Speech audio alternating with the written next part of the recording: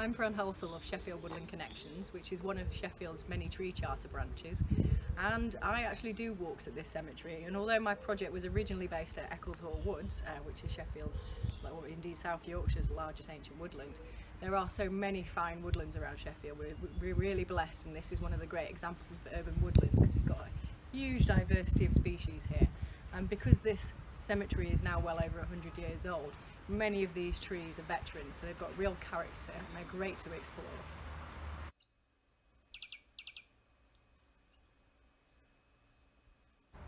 We're looking at this wonderful oak tree in Sheffield General Cemetery.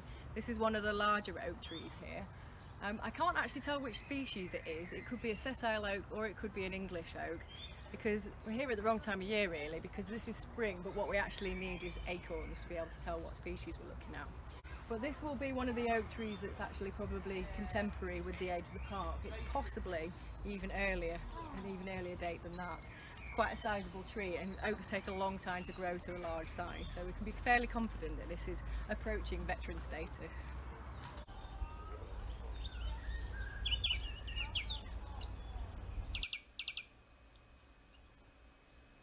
One of the most recognisable properties of oaks is their incredibly rough bark.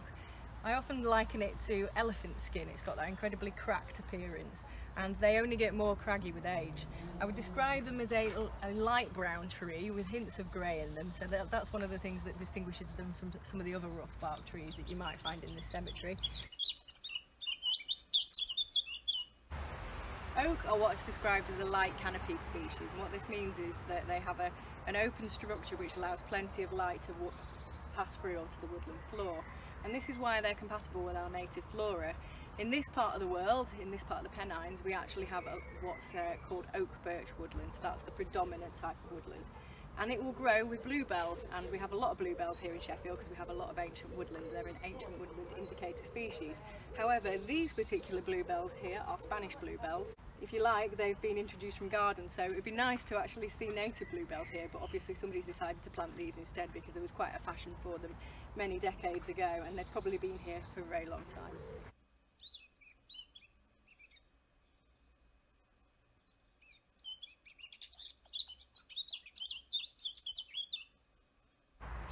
This is an oak leaf, and this is obviously one of the more recognisable leaf shapes that we have in the British Isles.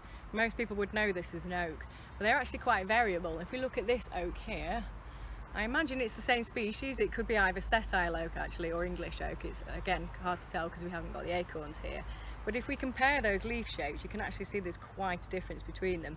But what defines an oak leaf is this incredibly dissected shape. It's deeply lobed, and that's what gives it this classic and very memorable outline that everyone knows.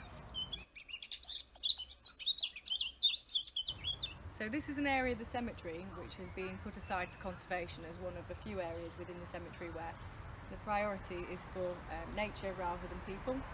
And this is what I describe as naturalistic vegetation. There's an awful lot of sticky bud here at the moment, also known as goosegrass, and there's some brambles coming through as well. Now, one of the things that has been done in this area, because it was actually quite dense with tree seedlings at one point a few years ago, so the Conservation Trust here have actually decided to thin out some of those seedlings, because that gives certain trees an advantage, because it will mean that they grow well. So there's a few things coming through here, and we've got some oak trees over there, but we've also got a cherry coming through here. So this is a good mix of native woodland, and just in the light over there we've also got a hawthorn. I'm standing here under the shade of a beech tree, and this is on Sandford Walk. This is a row of trees, an avenue that was actually created in the 1830s, back when the park was opened, or the cemetery was opened.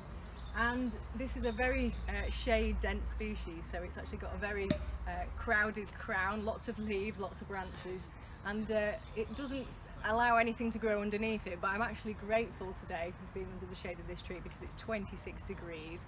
So on a day like today, beech trees really do come into their own.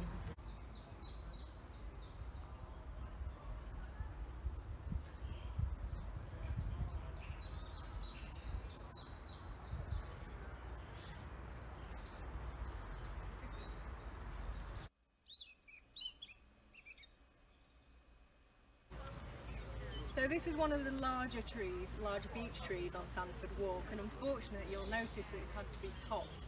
This was a safety issue because this tree was very seriously affected by the giant Polypore, or Meropilus giganteus, and so it's really sad, but it's had to be removed. We can still tell it's a beech tree though, because it's a very smooth bark, and obviously you can see some ruptures in the bark. Think of this like as your skin gets older, it kind of cracks a little bit. But if you look at the quality of the bark itself, it's grey. I would always describe it as grey. Sometimes they've got a slight sheen to them when they're younger, but this one's starting to look a little bit old. You know, it's got a few characteristics that got a little bit of an aged skin to it. But it's easy to tell apart from other trees because it is that classic grey colour.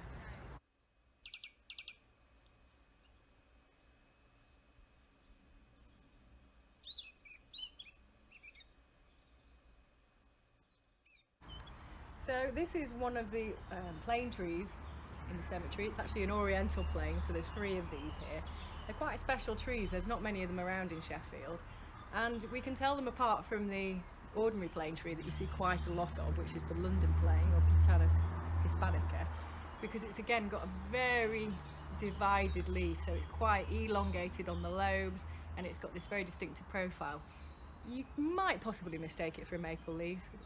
Occasionally people do, but it's a quite distinctive leaf in its own right. The reason I know it's definitely a plane tree is what I describe as a little pom-pom.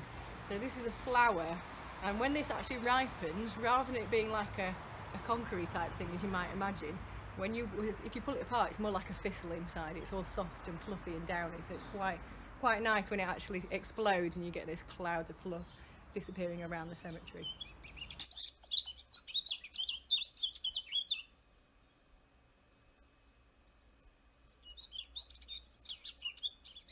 One of the distinctive features of plane trees is it's got this incredibly flaky bark.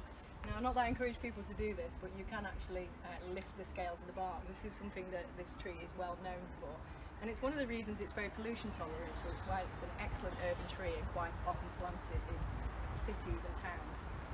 But further up the tree, it's got almost like a camouflage pattern to it, so it's many different sort of neutral shades. Sometimes there's a little bit of green in there, like buff pinks as well. So it's a colourful tree with a very distinctive bark, so it's also a very attractive ornamental tree. And this is one of the reasons that, again, it's planted widely, because it has these excellent properties and it looks visually great.